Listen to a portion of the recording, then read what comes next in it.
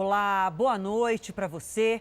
2 policiais que participaram da ação na comunidade de Paraisópolis, em São Paulo, prestaram depoimento informal. Documento obtido pelo Jornal da Record mostra que foram policiais da Força Tática treinados para agir em manifestações que usaram bombas e balas de borracha. O PM não escolhe as vítimas, ele agride quem passa pela esquina. Pelas imagens, não é possível ver qualquer provocação ou desrespeito por parte das pessoas. Ele ainda derruba uma motocicleta estacionada na calçada. Moradores de Paraisópolis afirmam que o local das agressões é esta esquina da comunidade. E os policiais teriam ficado aqui para abordar quem tentava fugir do tumulto que matou 9 pessoas na madrugada de domingo. A data e o horário são compatíveis. A polícia vai verificar a autenticidade das imagens. Os primeiros 2 PMs que estavam de moto e entraram na comunidade no momento do baile funk foram ouvidos hoje informalmente no Departamento de Homicídios. Um relatório preliminar da investigação aponta que foram os policiais da Força Tática, equipe treinada para conter tumultos, que usaram bombas de gás e balas de borracha. No documento obtido com exclusividade, as equipes utilizaram 4 granadas lacrimogêneas e explosivas e efetuaram 8 disparos de bala de borracha. 2 comandantes, oficiais que são supervisores do policiamento de toda a região, identificados como CFP-1 e CFP-2, dispararam juntos mais 4 granadas. O governador de São Paulo, João Dória, disse que neste fim de semana as operações durante os bailes funk serão feitas, mas de uma outra forma. Sim, haverão procedimentos distintos, revisão de protocolo, mas a presença da Polícia Militar está assegurada na comunidade, eles estão cientes disso, com a revisão de procedimentos. A Comissão Interamericana de Direitos Humanos condenou a ação dos policiais e também recomenda a revisão dos protocolos de segurança. Em Heliópolis, também em São Paulo, moradores dizem que a polícia alterou o local onde um homem morreu na mesma madrugada de domingo durante um outro baile funk. Essas imagens, segundo moradores, mostram a entrada dos policiais na comunidade. Eles usam bombas de gás contra pessoas que estavam na rua. A polícia perseguia um suspeito e confirma a morte de um homem numa troca de tiros. Moradores disseram para o Jornal da Record que o homem não estava armado e que o local foi alterado. Depois eles chegaram lá para poder jogar água, para poder pegar as provas do que tinha. O boletim de ocorrência confirma a alteração com uma justificativa. O local foi totalmente prejudicado em razão de um cano furado, provavelmente por um disparo. No beco onde houve o suposto tiroteio, há um cano quebrado. A Secretaria de Segurança Pública instaurou o inquérito e investiga a morte. Veja agora outros destaques do Jornal da Record. A investigação da morte do humorista Bonitinho no Rio de Janeiro. Preço da carne aumenta a inflação em novembro. Atriz brasileira denuncia em Nova York assédio sexual de médico no Paraná. 4 anos depois, Mariana ainda sofre com a contaminação da água e do solo.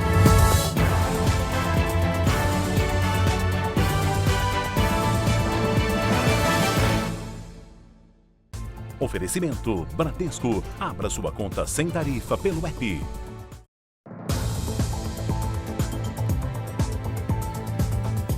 Um levantamento obtido com exclusividade pelo Jornal da Record mostra que metade dos adolescentes internados na Fundação Casa, em São Paulo, cumpre medidas socioeducativas por tráfico. E tem também o problema sério do consumo de drogas. 1/3 dos delitos cometidos por menores de idade no estado este ano tem relação com as drogas. Christopher fala do passado sem saudade. Ele começou a usar drogas aos 13 anos. Ficava o dia inteiro sozinho, não tinha o que fazer. Então a rua era a minha diversão. E na rua de uma periferia você conhece as drogas, né? O consumo e o tráfico de drogas são os delitos mais cometidos por jovens em São Paulo. Um levantamento feito pelo Jornal da Record por meio da Lei de Acesso à Informação mostra que de janeiro a setembro deste ano foram registradas quase 53 mil ocorrências com menores de 18 anos. 1/3 por tráfico ou consumo de drogas. Furtos e roubos ficam em segundo lugar. Homicídios representam menos de 1%. São Paulo é o estado que lidera o número de jovens apreendidos no país. São mais de 7.500. O retrato comum é de meninos negros que chegam na Fundação Casa pela primeira vez por volta dos seus 16 anos. São histórias de adolescências interrompidas por conta das drogas. E aqui, longe da família, perto de outros infratores, eles tentam pensar o que vai ser da vida deles no futuro. Metade dos internos cumpre medida socioeducativa por tráfico. Esse adolescente é um deles. Já foi detido 5 vezes por consumo e venda de maconha e cocaína até ser julgado e encaminhado para cá. Eu precisava disso mesmo, uma sentença dessa para mim pensar mesmo que eu quero da minha vida. E hoje mesmo eu paro para ver que eu não quero mais aquilo para mim, não. A questão é você trabalhar aquele indivíduo, trabalhar no sentido de saber qual é a causa que levou ele a começar a consumir drogas. Porque consumir drogas é o resultado de alguma coisa que não vai bem. Não é a causa de tudo que vai se dar mal dali para frente. Uma abordagem da Polícia Militar na zona leste de São Paulo terminou com 2 mortos. A imagem da câmera de segurança mostra o momento em que os policiais param um caminhão e mandam os ocupantes descerem. Os 2 são mortos ao saírem do veículo. Segundo os PMs, os homens tinham roubado o caminhão, estavam armados e resistiram à prisão. A polícia abriu inquérito para investigar o caso. No Rio de Janeiro, moradores fizeram manifestação contra a morte de Sandra Regina, de 60 anos. Ela foi atingida por uma bala perdida quando ia buscar os netos na escola. O pedido de paz feito há alguns meses não impediu o sofrimento da família, que protestou contra os constantes tiroteios no bairro. A tia deles foi morta por uma bala perdida na rua onde morava, em São Gonçalo, região metropolitana do Rio. Sandra Salles tinha 61 anos. O crime foi numa área marcada pela disputa entre facções rivais e enfrentamentos de policiais e traficantes. A Polícia Militar informou que no momento da morte da dona de casa realizava uma operação para retirar barricadas instaladas por traficantes nas ruas do bairro. Os militares teriam sido atacados por criminosos. Houve confronto. Sandra Salles tinha saído de casa para buscar o neto na creche. Os vizinhos protestaram, atearam fogo em pneus e por 2 vezes interromperam temporariamente o tráfego no trecho da BR-101, que corta o município. A aposentada era casada há 50 anos, tinha um casal de filhos e 4 netos. Com a morte de Sandra, subiu para 185 o número de pessoas atingidas por balas perdidas neste ano na região metropolitana do Rio. 51 morreram. A polícia do Rio de Janeiro lamentou a morte de Sandra e diz que vai investigar o caso.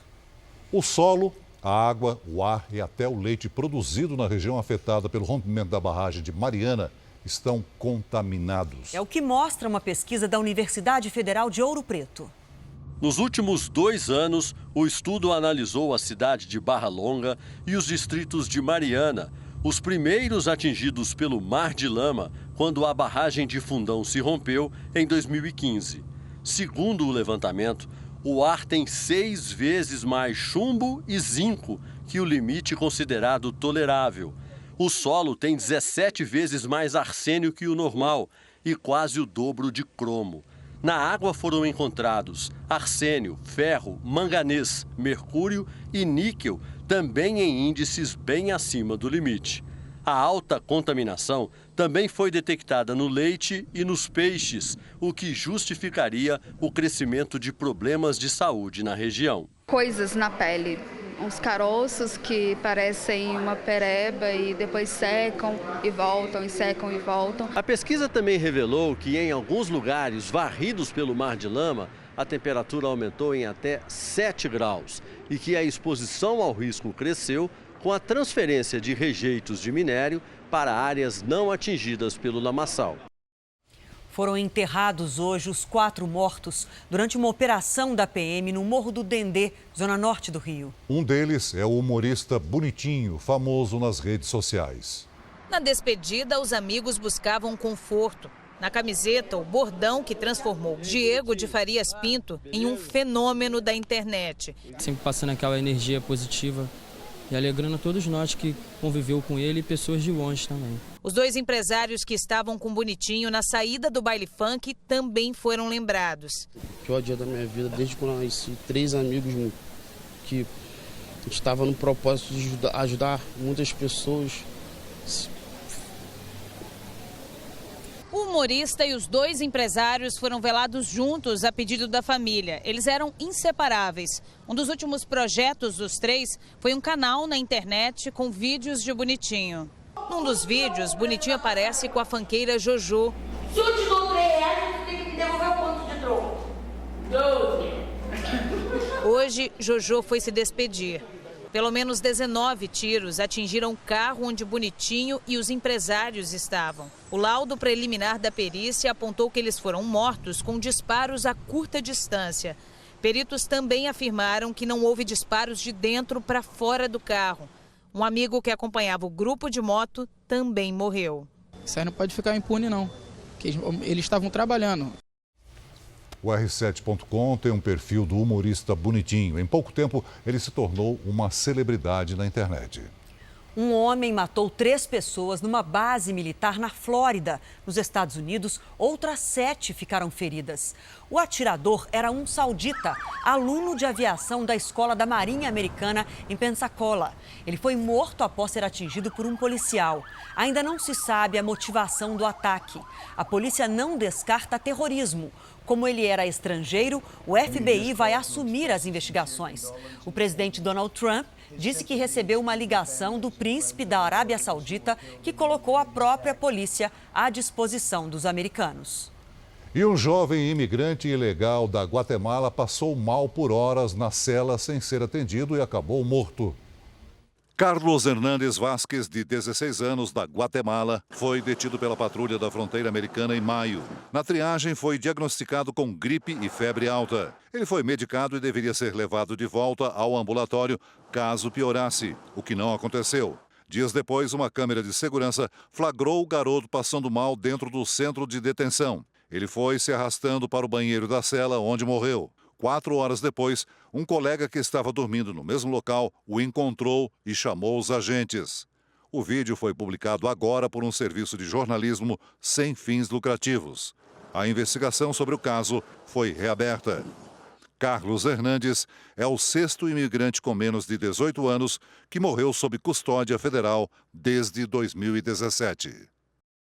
No segundo dia de greve geral na França, o governo anunciou que vai manter a reforma da Previdência.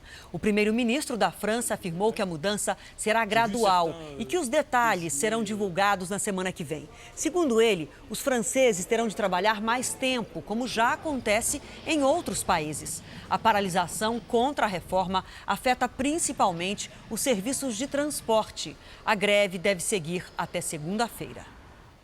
Entre os temas da nova novela da Record, Amor Sem Igual, um é muito importante: o combate ao racismo, ao preconceito. A trama é ambientada em São Paulo, onde várias nacionalidades e culturas convivem. As gravações externas acontecem em pontos de grande movimento na capital paulista. A estreia é na próxima terça-feira, às 8h30 da noite. Luz, câmera, ação. Madrugada diferente aqui na Estação da Luz, no centro de São Paulo. Um lugar que geralmente está super movimentado todos os dias. Hoje também continua assim, só que o movimento é outro. É que essas pessoas estão trabalhando nas gravações das cenas da próxima novela da Record, Amor Sem Igual. Era só o ator atravessar de um lado ao outro da passarela.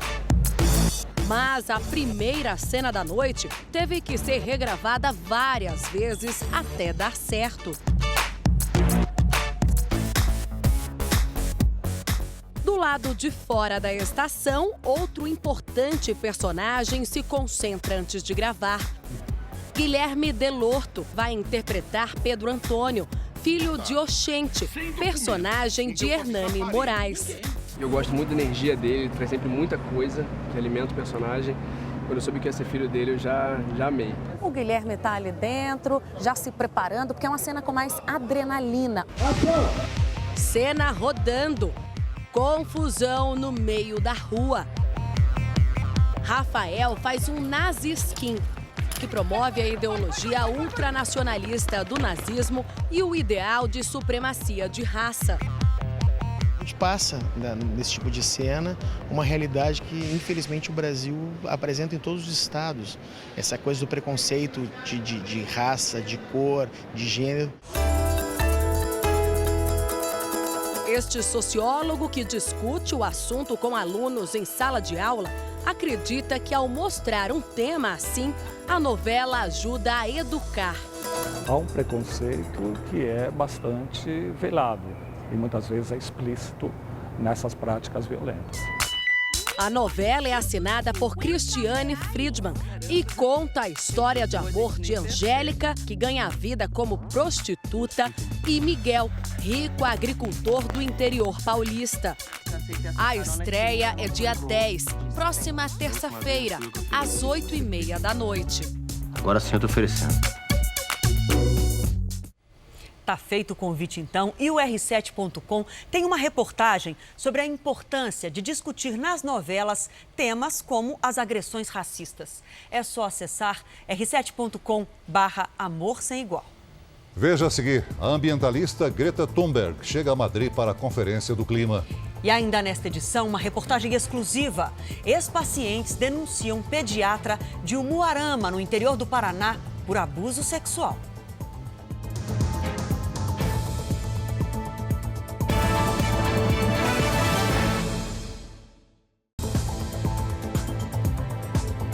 O presidente Bolsonaro participou hoje em Pirassununga, interior de São Paulo, da formatura de cadetes da Força Aérea Brasileira.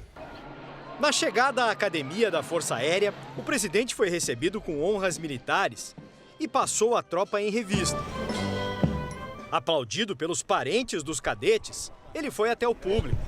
Na cerimônia, o presidente entregou aos cadetes, que tiraram as melhores notas, a espada que simboliza o início da carreira como oficiais.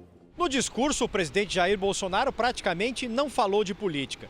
Disse apenas que assumiu o governo com o país numa crise econômica e moral. Em frente aos novos aspirantes da Força Aérea Brasileira, o presidente lembrou da própria história na carreira militar. O trabalho de cada um de nós colocará o Brasil no local de destaque que ele merece.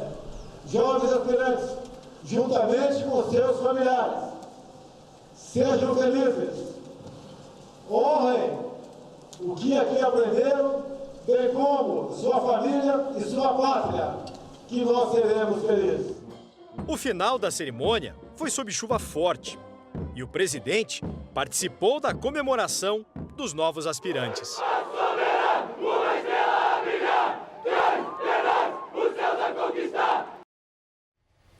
Fim de semana chegando, chegou na verdade, né? Então, hora de falar com a Mariana. Boa noite para você, Mariana. Como é que fica o tempo no fim de semana? Boa noite, Adriana. Todo mundo querendo saber como é que fica o tempo e a gente responde. Vamos ter chuva forte na maior parte do sudeste. Isso por causa de uma frente fria que está sobre o Espírito Santo e ela mantém as nuvens carregadas. Agora, nada de chuva entre o Rio Grande do Sul e o Mato Grosso do Sul e também vai dar para aproveitar o sol em grande parte do Nordeste. De Goiás até o Acre, nessa faixa que a gente destacou aqui em roxo, vai ter tempo abafado com pancadas. Em Rio Branco, máxima de 32 graus. No Rio de Janeiro, faz 26 graus. E em Florianópolis, 28 graus, Adriana. Mariana, quem está de folga quer sol. Olha só, a minha xará, a Adriana de Guajará-Mirim, em Rondônia, quer saber se ela vai ter sol lá. Adriana, sol, mas com pancadas ao longo do dia. Amanhã faz 32 graus aí em Rondônia. E agora o Fábio de Santos, litoral de São Paulo, ele quer saber se vai dar praia. Pois é, Fábio, pode separar a roupa de banho porque vai ter tempo firme em Santos. 23 graus no sábado e aumenta a temperatura no domingo, 27 graus, vai dar para aproveitar bastante. Agora aqui em São Paulo, máxima de 26 graus, também temos sol no sábado e no domingo. Na segunda, a chuva chega. Tá bom, final de semana de sol. Tchau, tchau. Até segunda. Até segunda. A jovem ambientalista Greta Thunberg chegou hoje à Espanha para participar da Conferência do Clima da ONU. Greta se juntou a um protesto contra o aquecimento global. Mais de 15 mil pessoas foram às ruas de Madrid pedir que os líderes mundiais adotem medidas contra as mudanças climáticas. Por conta de sua popularidade, a jovem ativista não conseguiu acompanhar a marcha ao lado dos demais manifestantes. Greta discursou ao fim do protesto. Você vai ver a seguir, churrasco mais caro faz a inflação subir. E a reportagem exclusiva sobre o pediatra denunciado por abuso sexual de pacientes no Paraná.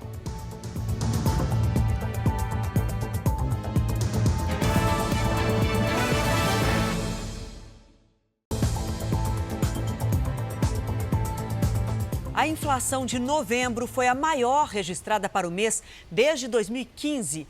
O responsável, a disparada no preço da carne. Isabel voltou de férias e se assustou com os preços no supermercado. A gente compra metade do que comprava antes, tá? De um mês para cá, tá muito caro. Segundo o IBGE, a inflação de novembro foi a maior para o mês desde 2015. Registrou alta de 0,51%. O aumento foi puxado por 3 grupos. Habitação, por causa da mudança da bandeira tarifária na energia elétrica. O de despesas pessoais, influenciado pelas loterias. Mas o maior peso ficou com alimentação e bebidas. A grande vilã para a aceleração da inflação foi a carne. A expectativa é de que os preços do produto continuem altos agora em dezembro. E o consumidor pode esperar também um aumento no preço das bebidas por conta das festas de fim de ano. De janeiro a novembro, só a carne subiu mais de 12%, 4 vezes acima da inflação oficial. Isso é um reflexo de fatores externos. A China passa por uma peste suína e aumenta a demanda não só pela proteína suína, como também pelas demais. Mas, segundo a economista, a inflação deve ficar abaixo da meta. Nossa perspectiva é que ela feche o ano em 3,7 e, além disso, tem a questão também do centro da meta de inflação do Banco Central, que é de 4,25. Então, a inflação em 3,7 ainda está bem abaixo do centro da meta. Maria Aparecida tenta driblar os preços altos como pode. Em vez de pegar 10 quilos, pega 5. Fazer o quê, né? No R7.com você encontra dicas para substituir a proteína da carne por outros alimentos. A polícia prendeu 6 criminosos que faziam saques de FGTS usando dados de correntistas em São Paulo e em São Bernardo do Campo. 3 dos suspeitos foram encontrados em uma agência bancária.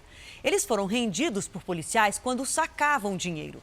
Durante a abordagem, um dos homens tenta engolir a prova do crime, papéis com o número de contas e senhas de vítimas. O policial percebe e tira o papel da boca de um deles. Nesta ação foram apreendidos mais de R$3 mil em dinheiro, além de celulares e anotações de contas e senhas de correntistas. A televisão é a principal fonte de cultura dos brasileiros e está presente em mais de 97% das casas. Os números são do IBGE. Na barbearia do Marcelo, a TV está sempre ligada. Companhia certa entre um corte de cabelo e outro. É um modo da gente ter o entretenimento, né? E ter as notícias do dia a dia. O jornalismo muito importante hoje, principalmente da política no Brasil, né? É assim em todo o país. É o que eu mais gosto é ver noticiário. Filmes, novela, né? Que eu acho que é que todo mundo assiste. A preferência é apontada numa pesquisa feita pelo IBGE sobre o setor cultural do país. Com tecnologia e preços mais acessíveis, a televisão é de longe o bem cultural mais presente na vida do brasileiro. 97% dos lares possuem pelo menos um aparelho de TV. E a maioria é de tela fina, como essa. De 2011, quando foi feito o último levantamento até agora, mais de 20 milhões de brasileiros tiveram acesso a novos televisores. O estudo mostrou também que outros equipamentos culturais tiveram queda no Brasil de 2014 para cá. Os cinemas estão em 10% dos municípios, menos do que os teatros, que estão em 20%, e dos museus, presentes em 25,9% das cidades. Já as bibliotecas públicas aparecem em 87% dos municípios. A média de gasto por família com cultura é de R$ 282 por mês. A despesa está em 4º lugar no orçamento das famílias. É um meio de comunicação fácil, então eu tenho uma família de 4, 5, 6 pessoas que podem assistir o mesmo aparelho, gastando o mesmo custo de energia, diferentemente do que se eu tiver que levar essas 4 pessoas, 5 pessoas ao teatro. Ela tem uma gama muito variada de coisas para assistir na televisão. O Flamengo terá de pagar pensão para as famílias das vítimas do incêndio no CT do Ninho do Urubu, em fevereiro. Pela primeira vez na vida, Cristiano não vibrou com os títulos recentes do Flamengo. Tiveram a oportunidade de homenagear essas crianças com esses 2 títulos, eles não fizeram uma menção de homenagem aos nossos filhos. Ele é pai de Christian Ismério, goleiro de 15 anos da categoria de base. Um dos 10 garotos que morreram no incêndio no alojamento do Centro de Treinamento do Flamengo em fevereiro. O clube fez acordo com apenas 3 das 10 famílias das vítimas. Agora, uma decisão da Justiça obriga o Flamengo a pagar R$10 mil por mês para os pais desses meninos e mais 3 atletas feridos até que o caso seja resolvido. O Flamengo disse que ainda não foi oficialmente notificado da decisão da Justiça e também não se manifestou se vai recorrer. Desde a tragédia, o clube rubro-negro paga R$5 mil por mês para as famílias dos meninos que não fizeram acordo, mas nunca aceitou arcar com os valores de indenização propostos pelo Ministério Público. Para a defensora pública, um eventual recurso vai prolongar o sofrimento das famílias. Para a gente fica uma sensação de que não existe disposição do clube para sentar com essas famílias e tentar, chegar a um acordo que finalize para elas essa história. Não falta dinheiro para o Flamengo. O Flamengo é muito grande porque eles estão fazendo com a gente familiares. Exclusivo. O relato de uma atriz brasileira em uma peça de teatro em Nova York tornou pública uma denúncia de abuso sexual. O crime teria sido praticado por um pediatra da cidade de Umuarama, no interior do Paraná. Uma investigação do Jornal da Record na cidade encontrou outras jovens que também afirmam terem sido vítimas do mesmo médico. A reportagem especial é da correspondente Heloísa Vilela. Sozinha no palco, Nina Marchetti fala de um trauma pessoal para dar voz a muitas outras mulheres. Foi só aqui em Nova York que a brasileira conseguiu falar abertamente sobre o abuso que sofreu de um pediatra quando era adolescente. Ele começou a me tocar, assim. E eu me lembro que ele abaixou a minha calça, a minha calcinha. Nina fugiu mentalmente, tentou se desconectar do próprio corpo, mas o corpo se contraiu, tentando sair da situação. Ele olhou para mim de uma maneira e falou: eu não consigo trabalhar com você porque você não relaxa. E fiquei olhando em volta e nada era condizente, nada do cenário era condizente com o que estava acontecendo comigo, sabe? Olhei, tinha uma cruz pendurada na parede dele, tinha foto da família, sabe? Tinha diploma. Tipo, quem é essa pessoa? O médico Alessio Fiore Sandri Júnior é um pediatra respeitado na cidade de Umuarama, interior do Paraná. Atende crianças e adolescentes desde os anos 90. Nina saiu do Brasil, mas passou 10 anos enfrentando as consequências do abuso. Você é tomado de uma tristeza imensa, esse sentimento de injustiça. Eu sei o que aconteceu, eu sei que tem alguém que fez esse tipo de coisa comigo lá fora. Quando a Nina ganhou coragem para falar do caso no teatro aqui em Nova York, ela começou a se curar e descobriu que não está sozinha. Já existem pelo menos 3 outras denúncias registradas contra o mesmo pediatra no Brasil. O Umuarama tem cerca de 111 mil habitantes. Por causa da influência do médico na cidade, essa jovem não quis ter a identidade revelada. Ano passado, ela foi escolhida para um estágio de recepcionista na clínica do Dr. Alessio. No 5º dia de trabalho, ela se queixou para o pediatra de uma dor na garganta.